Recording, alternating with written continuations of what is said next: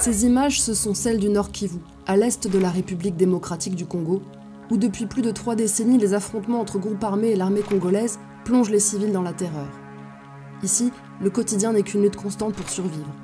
Ces affrontements violents ont forcé 2 700 000 personnes à abandonner leur foyer, cherchant refuge dans des conditions précaires.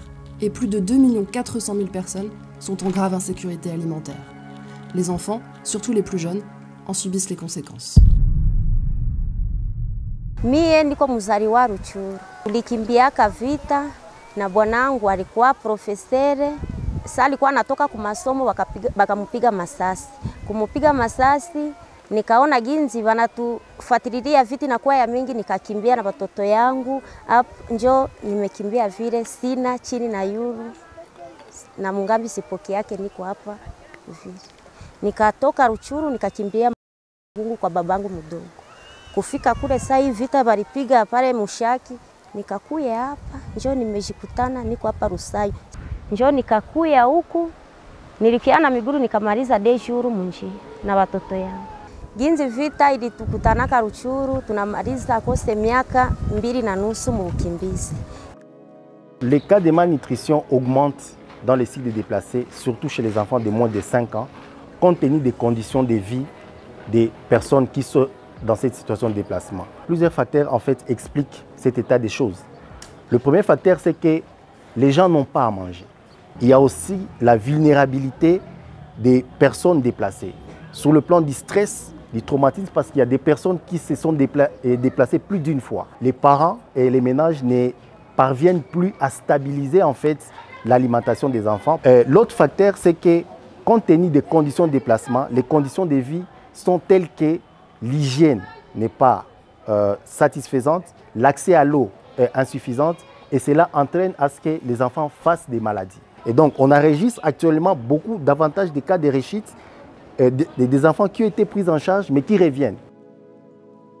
Habakuwa hivi. Sasa nilifika humu, njoo nikaona watoto. Njoo nikaona ginzi mtoto anaanza vimba miguu. Nikakaribia mama mjirani yangu hapa mbele. Akaniambia kwa sefe wanatunza, wende ona kama watoto watamutunza bi. Njoo nikamupeleka bakamutunza. Akakuwa bien. Sasa alikuwa bien, akatoka mu programme. Njoo nimeona tena anaanza geuka tena. Njoo nimemuleta pour la deuxième fois. Dès que les mamans arrivent ici, la première des questions, vous savez, quand quelqu'un entre dans la malnutrition et quand on le transfère dans un hôpital, les premiers sentiments, ils se demandent comment ça se passe. Au fait, on prend un temps pour faire participer la maman à la prise en charge. Nous les faisons comprendre les biens fondés du traitement que va recevoir son enfant. Bien sûr, on essaie un peu de remonter son état psychologique en lui montrant que même si ton enfant est entré dans cette situation, ne vous en faites pas, dans 7 jours ou 14 jours, votre enfant va se rétablir et elle va être en bonne santé et tu vas rentrer à la maison. Et nous, ensuite, nous faisons quoi? Nous prenons maintenant l'enfant en charge. Bien sûr, chaque jour, on est avec eux en faisant une petite conversation avec eux, une éducation nutritionnelle, parce que vous savez, les causes de la malnutrition sont nombreuses. Bien sûr, les causes qui est majeure actuellement, c'est la guerre que notre pays est en train de subir. Mais on essaie un peu de faire comprendre à la maman que ça va passer. Et la mère adhère et nous faisons la prise en charge jusqu'à ce que l'enfant va rentrer dans les camps. Tout enfant hospitalisé ici, qui est dans les critères de la malnutrition, les traitements vraiment c'est gratuit. Il continue d'arriver, les déplacer, c'est chaque jour. C'est notre travail de chaque jour. Dès qu'ils arrivent, nous les accueillons. Demain, ils vont arriver, on les accueille, on traite, on soigne. En fait, il y a ceux qui entrent, il y a ceux qui sortent. Vous voyez que les choses sont en train de s'empirer de plus en plus. Au lieu que les choses puissent se diminuer, les choses sont en train de prendre d'autres ampleurs. Et que donc, il y a encore à faire. Maisha kwa nguvu mukakwe tunaishi, sina kazi, ndio niko na bwana ame hatumike, tunakutana difficulty ya maisha, inasha tunakuwa tunagonjwa kila siku.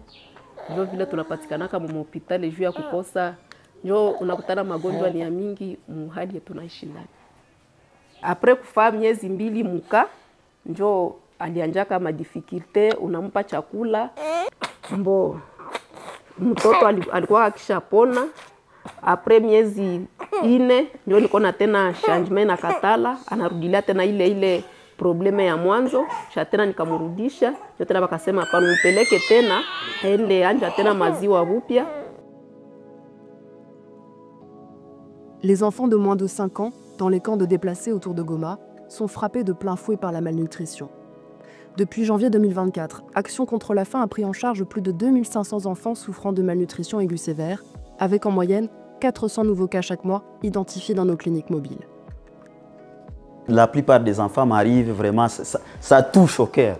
Ça touche au cœur et vraiment je me dis, vraiment ça c'est pas bon. La guerre ce n'est pas beau. Parce que tout ce que tu es en train de voir, conséquence de la guerre. Si on était en paix, tous ces mamans, s'ils étaient dans leur village, ils vivaient tranquillement, ils cultivaient tranquillement, ils faisaient des petits commerces tranquillement. Et quand il y a la guerre, les premières victimes, ce sont des enfants.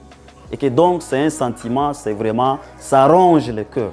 Notre souhait est que quand même la paix, tout le monde veut la paix. La guerre, ce n'est pas bon. Et que s'il y avait eu la paix, ces gens, ces mamans peuvent rentrer chez eux et ils vont vivre tranquillement. Et que nous aussi, toujours, on va continuer à faire notre travail jusqu'à ce que cette paix qu'on est en train de réclamer jour et nuit, mais nous espérons qu'un jour, on espère quand même, un jour, ça va se terminer.